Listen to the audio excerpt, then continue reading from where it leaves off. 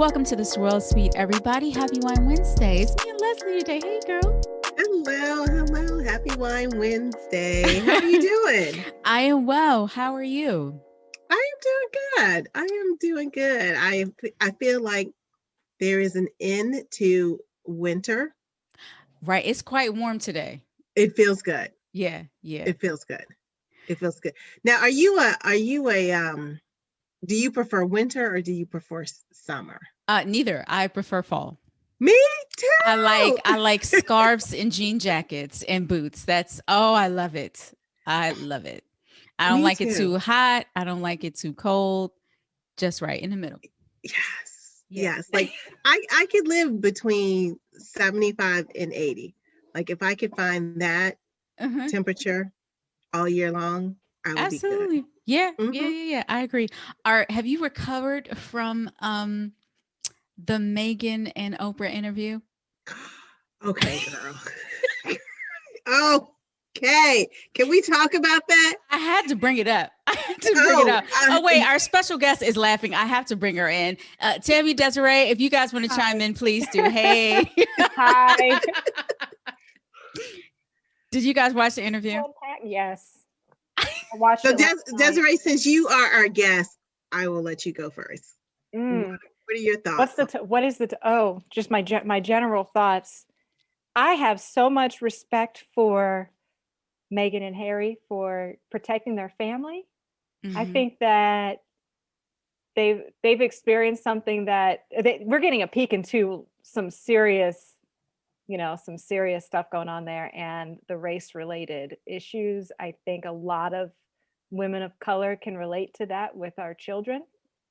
I feel where she's coming from. I see a lot of people that don't understand that component of it, but that's really they don't understand what part of it, why they left, or exactly why they left, why Meghan felt like she needed to protect her family. Wow. And some people just don't believe that it happened, that it happened, or I've seen some people saying, hey, she signed up for that. Right. Yeah. I heard that a lot. I'm sorry, but you don't sign up for your child to be targeted and left out, fed to the wolves. So no, like I think this is an example where it's so obvious that it's not obvious to people. Right. Like it's so obvious that there was a double standard where, okay, now the little brown baby, and let's be honest, right? Okay, how brown was this baby really gonna be? Girl, the whole conversation. Girl, French vanilla at anything, but that baby wasn't gonna be brown. but let's just, I don't know what their concern was. There's a whole come out like Samuel L. Jackson. Come on now, you know what I mean? But now he doesn't get a title. He doesn't get security. That was a blower for me. Me too.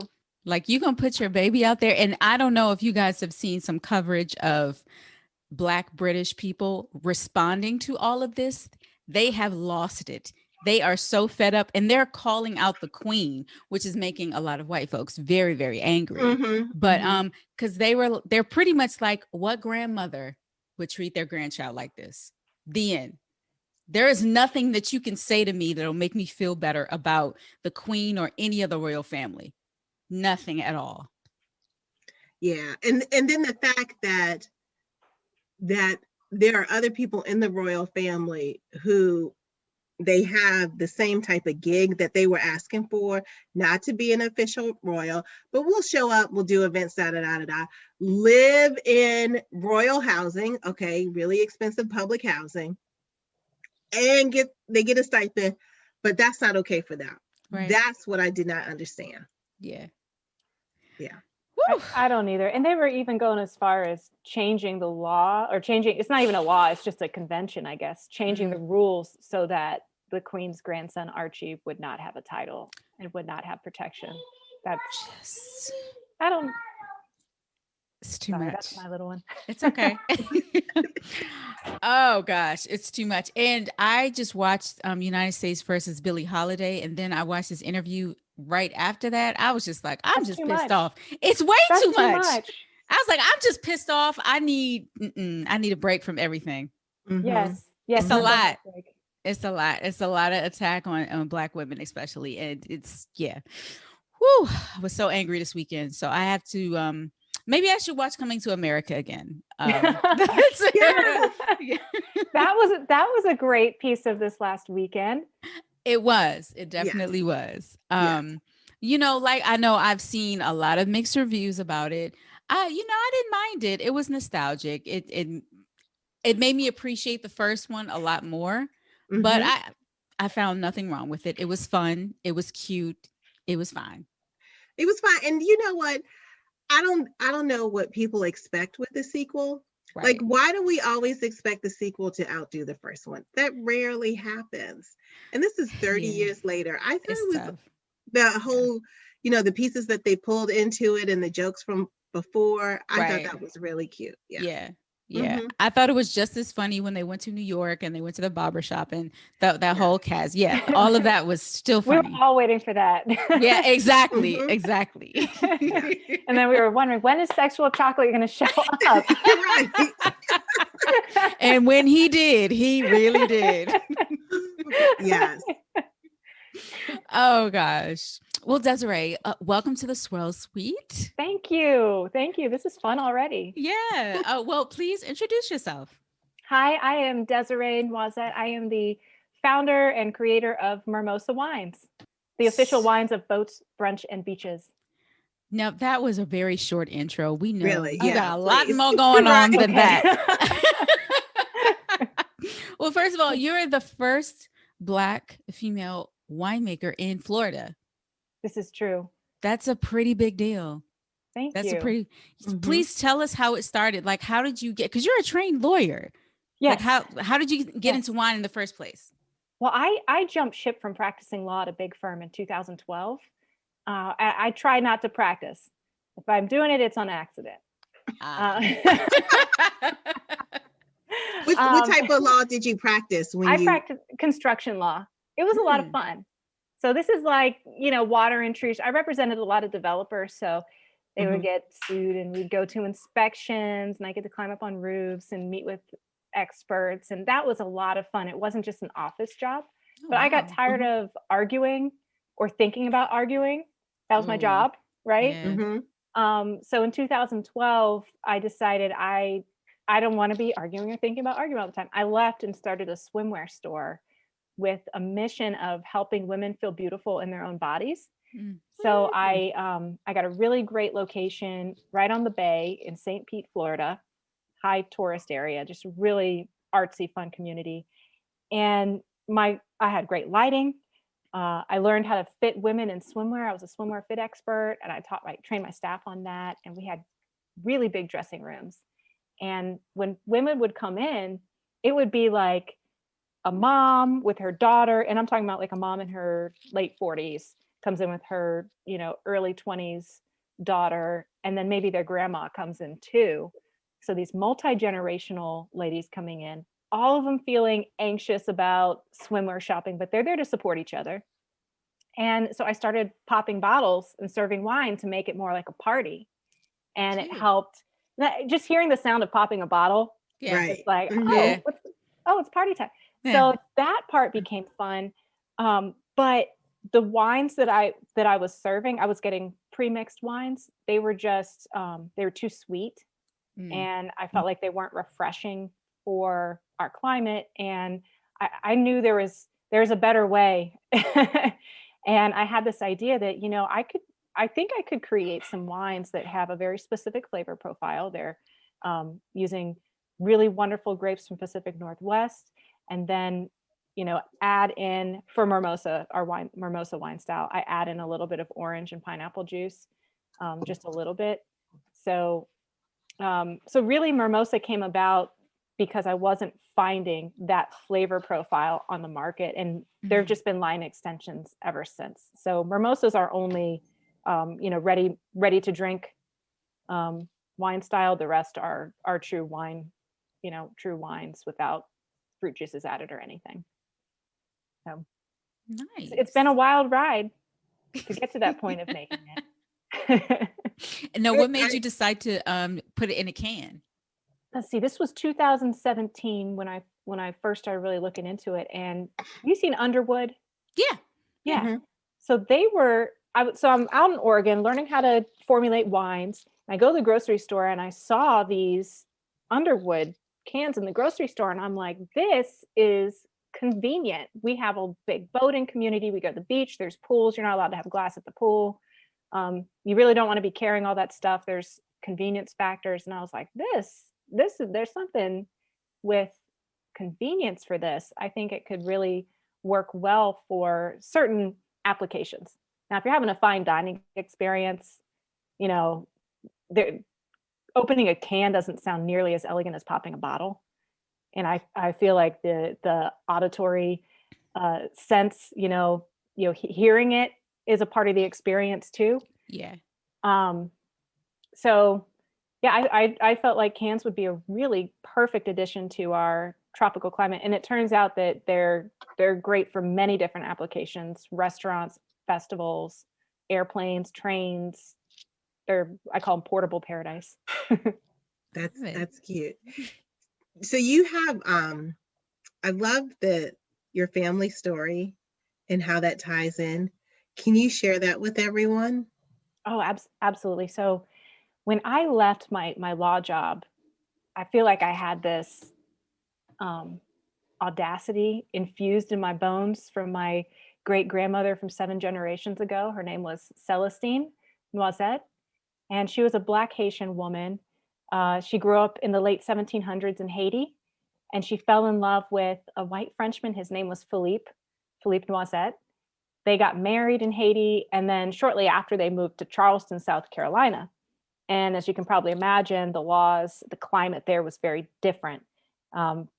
They required Black folks that were not, technically free people of color were slaves. And so in order to protect his family, Philippe had to claim Celestine and his kids as slaves with a fake bill of sale, so they wouldn't get sold off to another, to a plantation or something.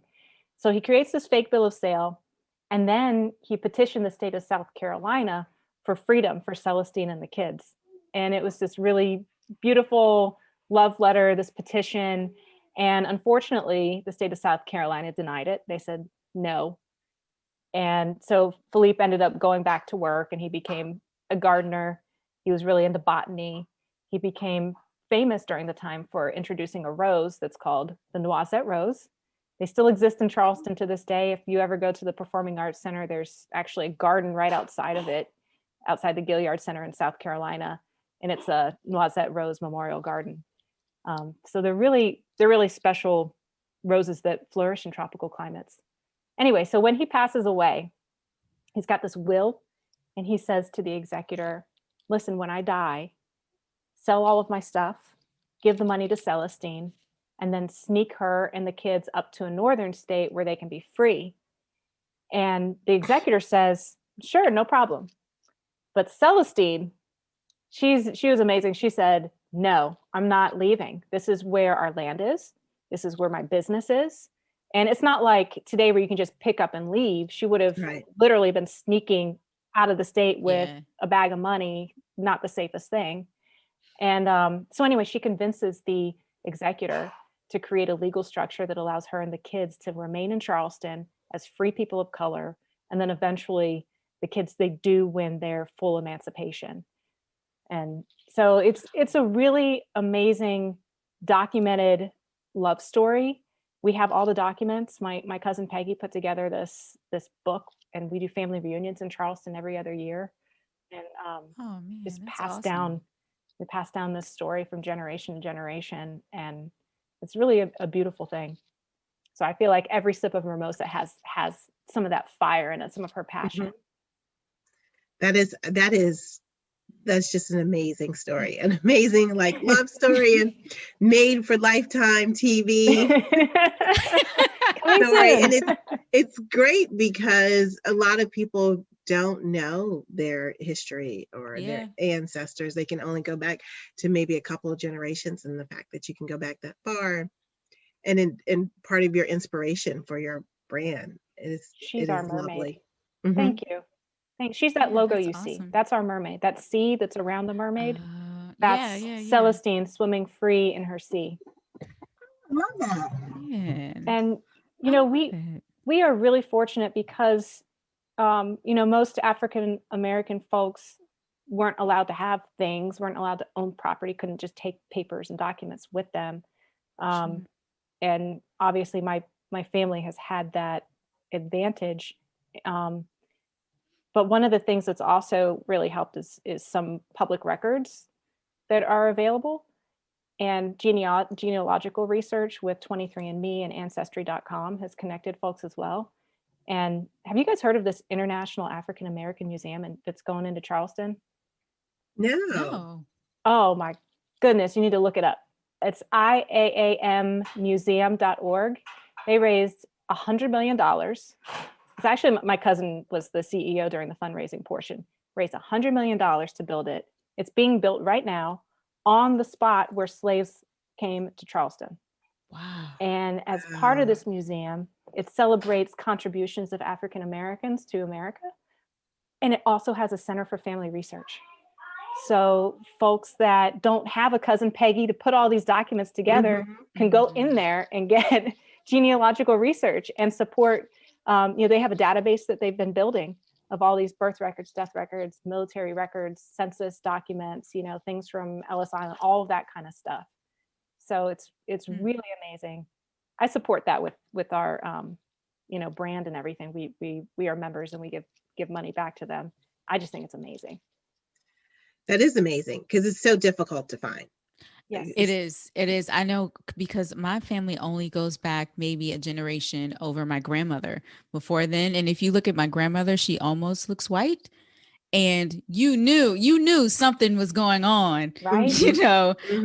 But nobody knows the story. Nobody knows the history. So one day we'll have to gather all the data and try to find it. It's Yes. Yeah. And they have, even if you go online now, they've got resources. So they'll help you start. Yeah. Right. Yeah. It's really special when you've found folks in other countries that you're related to. I've got cousins in France now that I communicate with. I got one in Rome, some folks in Haiti. It's just It's amazing. So tell us about each of your wines. Okay, I would love to. So which one do you guys have in front of you right now? The rosé? So no, I am drinking the bubbles, Mermosa bubbles. Mermosa bubbles. Okay, yes. So this one is the one that got me into the wine game. I think I talked about it a little bit earlier. So that one uses Pinot Gris, Chardonnay blend, and then I add a little bit of real orange and pineapple juice right before filtration. I got a winery license in Florida when I was formulating that, and I did about 300 taste tests with people coming in. And would tweak the formula, see what they like, what they don't like. So what you're tasting is what people consider to be the perfect mimosa. Not too sweet. It's only got 4 grams of sugar per serving. It's 78 calories a serving. So it's all low carb, low fat, no fat, low sugar. And then we've got Celestine Rose. So Celestine has her own rose now, her rosé. And it's a Pinot Noir, Pinot Gris blend. It's an Oregon wine. And then we've got Merseco. This is our Blanc de Blancs. That's the one I have. I have that. Okay, great. So you've got the Pinot Gris Chard blend, and that one is it's got less than a gram of sugar. It's 13% alcohol. Rosé is 13%. Mermosa is 8%. And like I said before, I primarily source from the Pacific Northwest, from Oregon and Washington State. And then my winery partners out in Oregon and Willamette Valley. So that's where everything is made. Is that why you pick the Pinot Gris? Because you don't find that often in bubbles? Is that the reason why? That's part of it. It also it was more fruit forward, and it balanced. It really complemented the orange and pineapple juice for the Mermosa.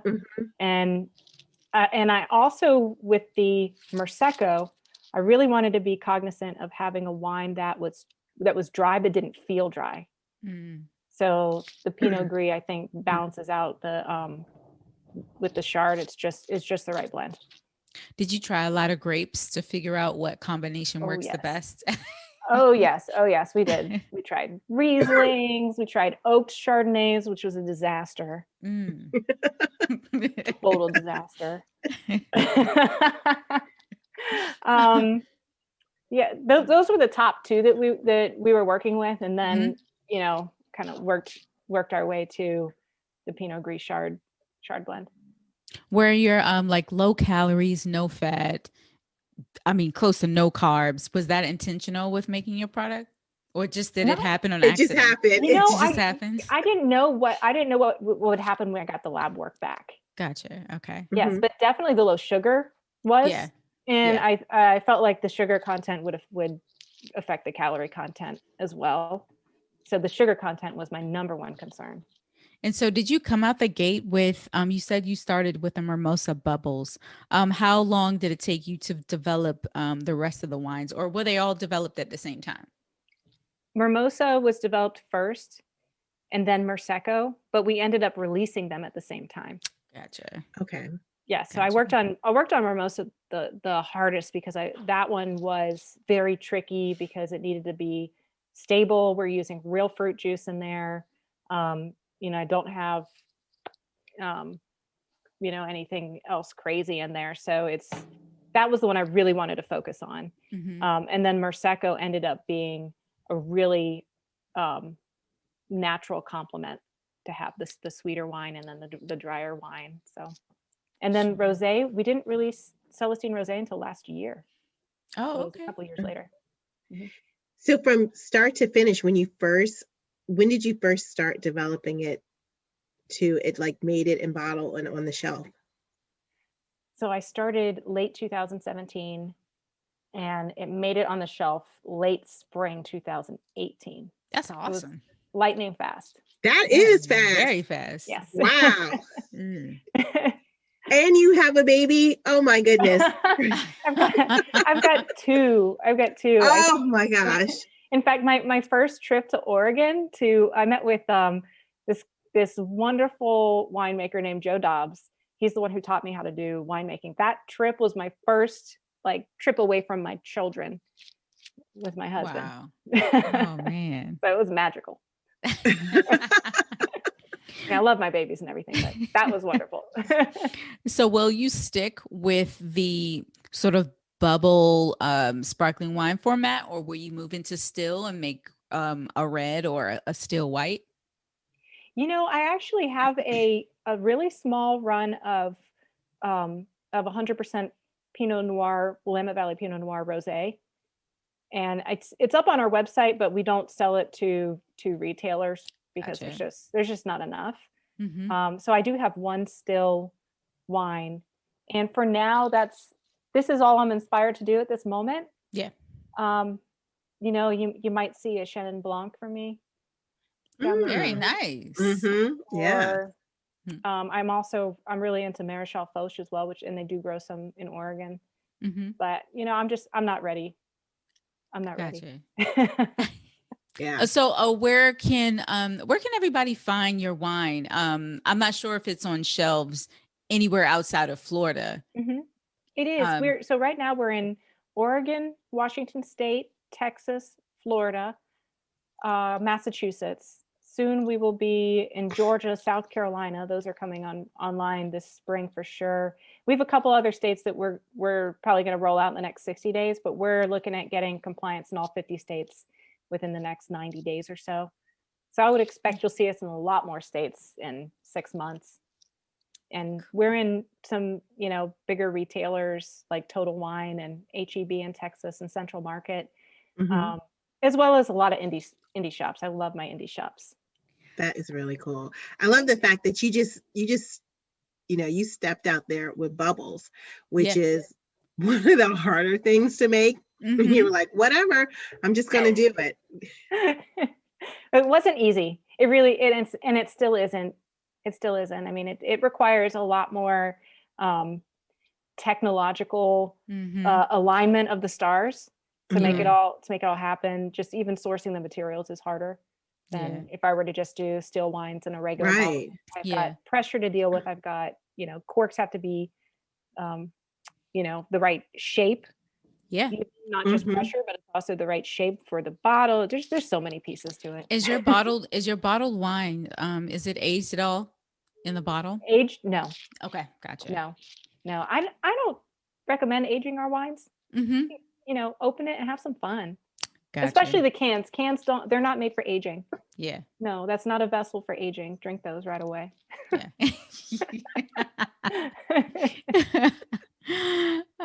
Okay. So the next part of our show is just going to be a little fun. We're just going to throw out about 5 questions for you, and you just tell us whatever comes to your mind. Okay. Don't be nervous. Don't be nervous. Yeah, there's no wrong answers. Absolutely not. Yeah. Okay. What is your favorite body of water? There's this island in Puerto Rico called Vieques. Mm. And you take a ferry from right outside San Juan, about 45 minutes outside of San Juan, from this place called Fajardo. Mm-hmm. And it's a beautiful ferry ride. And my husband and I, on our very first trip, we took that ferry over to Vieques, and they have these beautiful beaches that feel like you're at a private beach. The water is so still, and it's just warm, beautiful, secluded. That's my favorite body of water. Vieques beaches. Leslie, you have a favorite body of water? I was thinking about that. I mean, I've been on several Caribbean vacations that are waterbound. Yeah. What I can say is my least favorite body of water is the Atlantic Ocean in Ocean City, because water should not be brown, and you should be able to see your feet. So I have to say that is my least favorite. I don't know how people get in that water. But anything that is in the Caribbean where I can stick my feet and see them and see things swimming around them. Yeah, I have a friend who she's from Bahamas. She was just like, I'm sorry, you do not have a beach. There is no beach here. And like when you come from Bahamas, it's like I can't even argue with you. I mean, compared to what you have, absolutely not. We don't have pristine. Oh, it's so beautiful. Yeah. Yeah. I guess my favorite body of water would be like the Pacific Ocean, like near Cancun. Mm-hmm. So, yeah, it was very pretty. It's just, I don't know, something very serene about that part. And then the last time I was in Cancun, I was on a boat with a bunch of ladies at a retreat, and they stopped at a good part of the ocean, and we got to jump off the boat, which was really nice. And it was a tall boat. So it was, water was so warm. It was great. It was great. So it was fun. Oh, that sounds wonderful. Yeah. Yeah. You know what I love too about the oceans is that the color of the water is different all over the world. And I just love how Hawaii, it's all blue, and then you go Caribbean and it's like this blue green. Yeah. It's just Yeah. It makes me want to go see all of the bodies of I water. miss water. I miss water a lot. I haven't seen water in 2 years. That's a problem. Were you a big traveler before all of this? I mean, not really. I went somewhere maybe once a year. I wasn't like a huge traveler, like not like Glennis, our other co-host who's in Jamaica right now. Yeah. Nothing like her, but I at least went one place once a year. But yeah, I miss that. Is it being in the water or just the serenity of the water? Both. Mm-hmm. But I don't even need to like swim or anything. I can put my feet in the water and be fine. I often share that the Potomac is right behind my house. Mm-hmm. And especially in the beginning of COVID, I would just like, if there's a wooded trail and I would just sit and meditate and just stare out into the water. And it was, nobody was there. I love the serenity of it. Yeah. That sounds great. All right, next question. All right, this is our money question. Uh-oh. If you received $9,000, what would you do with it? So just to give you a background, Desiree, okay. What did we start with 5 or 4,000? I don't even think we started that high. We might have started at like 1. Right. Okay. Yeah. So each week she ups the money. of how much that we okay. can get. So that's why I'm laughing, because we're up to 9,000 now. Right. Okay, so here's my question. Is this money to me, to Desiree, or is this to me as the president of Mermosa? Because those This are is two to different. you. Oh, This is to to you. me. Mm-hmm. To me. Yep. Oh my gosh. Well, I know the responsible thing would be to save half of it. Mm. So I'm going to save half of it. And then the other 4,500, I think I would go on a trip when things open up. I think I would rent an RV, like a really nice RV with my kids, and take them across I know 4,500 won't cover all of it, but take them across the country all the way to Oregon and stay out there for a couple weeks at the vineyard and just hang out and enjoy it and enjoy my time with my kids. Stop at some state parks, national parks along the way. That sounds wonderful to me. Oh, that sounds really cute. Leslie, what about you? I think, I have not seen my extended family in a while. Mm. And so I think I would host a big family reunion for both sides of my family. Oh, that's so that'd be nice. And wonderful. we could just, anybody, wherever you want to stay, we take care of that food, just, come, and we could just have a good big family group hug. Oh, I love that. That's so nice. Yes. That's great. I'm changing my answer. I'm doing that. Gosh, well, my answer is going to be so self-involved since y'all are talking like family. I'll still say it. Okay, so with my $9,000, I am getting every hair product and skin product that I want in my bathroom. So, like, there's nothing wrong with that. With COVID, I haven't really been obsessed with much, but yes, skin and hair. Yes. So, like, way things smell, the way things feel on my hands and my skin, I'm completely obsessed with right now. So, yes, so I would feel like Crabtree and Elevin has this like goat milk lotion. Oh my gosh, it smells so good. Anyway, so all the skin products, all the beauty products that I want in the bathroom, I'm getting. And I'm just going to stock it. It's just going to be stacks of everything that I want, everything I need. It's going to be like MTV Cribs when they open the refrigerator, except that's going to be your bathroom. Exactly. All the hair products. Exactly. Yep. And then there's this thing. I don't know if y'all have been on Instagram and seen this thing. Somebody is created. It looks like a hair dryer, but it has like nozzles at the end of it. And it shoots out steam, and it's for your scalp. So you hold it all over your hair and it just steams your hair to death. And I was like, yeah, we're adding that to the list too. That sounds like you could use it for a facial too. Oh, exactly. Yes. Exactly. Yes, I like this. So I got the heat cap. What kind? It's not the contraption you sit. Well, I mean, you put it on your head, but it's like you have to wrap your head in one of those plastic caps, and then you put the heat cap on. Does it come with the tube that connects to the cap? Yes. Okay, that one. Yeah, I have that one, and I have the overhead one, but I also have a cap that you microwave. And so, yeah, you throw it in the microwave for like a minute, or you put it in the freezer, whatever your hair needs, and then you put it on your hair, on your head. And it's like a bonnet. Yeah. I have to try it because where we used to get our hair done. Yeah. They have I call it the what's that? I call it they do this thing, and it's like the hair crack that keeps you coming back. Hydration. That hydration treatment, Girl. man. Yeah. Oh my God. They put that hydration and then the heat, the steam on there. Yeah. And you're like, I'm coming back every time. Yeah. That's what inspired me to get that. Yeah. Yeah. Okay. My next question. What is your favorite fish to eat? Salmon. Is it? Yes. Okay. Yes. I like salmon with like a brown sugar mustard Ooh. on it, a glaze on it. Yeah. Yes, cedar plank salmon. That That's my sounds jam. really good. Yes, that's now I need to go make some. Thanks. Leslie, what about you? I like Brazino. Brenzino. That's a good one.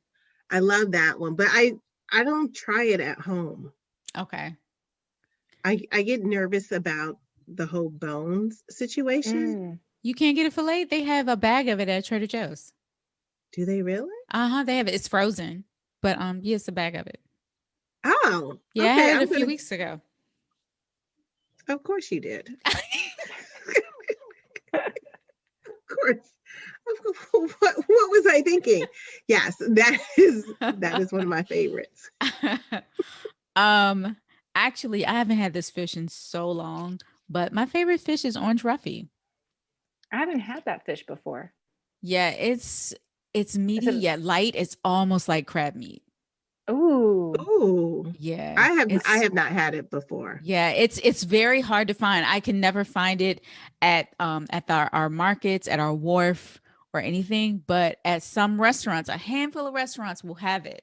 And all they do is like add like maybe a little olive oil or butter, salt and pepper, and they broil it. And it's so, oh gosh, it's so good.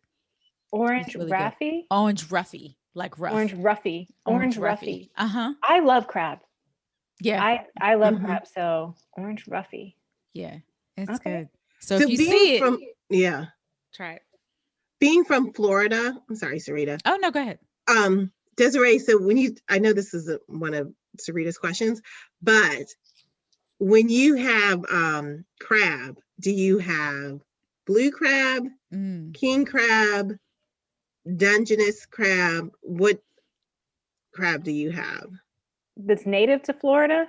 No, that you enjoy eating. Oh, that I enjoy. Okay, well, first of all, I like Maryland crab cakes. Yay! When I'm eating crab, that's what I'm looking for. And I wouldn't say that Florida is known for crabs. Okay. Yeah, I don't do crab legs.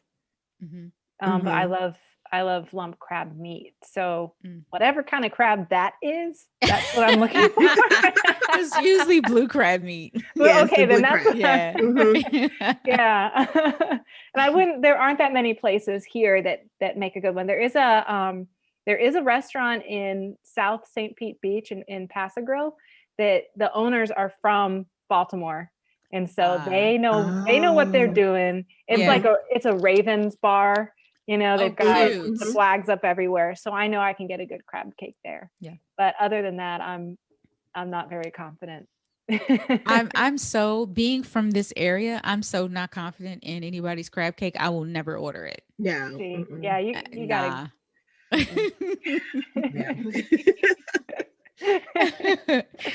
Okay, next question. Name a food or beverage that you would need on a 3-day boat charter.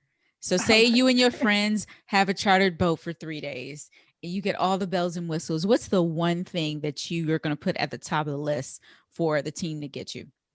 I mean, Mermosa. Really? I wasn't kidding. It's the official wine of boats, brunch, and beaches. Love it. I gotta have it. It's perfect. When you open a can, it just feels like I would take the cans because of the boat situation. Gotcha. Well, I mean, how big is the boat? No, it's a charter boat. It's a big boat. Charter. It's a charter. You're spending the night for 3 days. Oh, we can have bottles and cans then. Yeah.